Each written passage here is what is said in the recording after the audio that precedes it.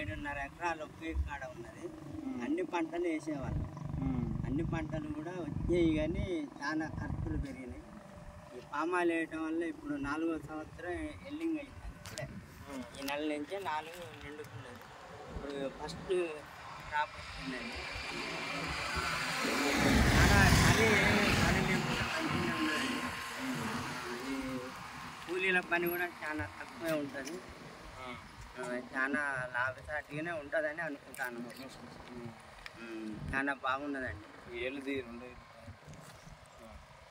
చెప్పండి, అంటే మీరు గతంలో ఏం పంట వేసారు?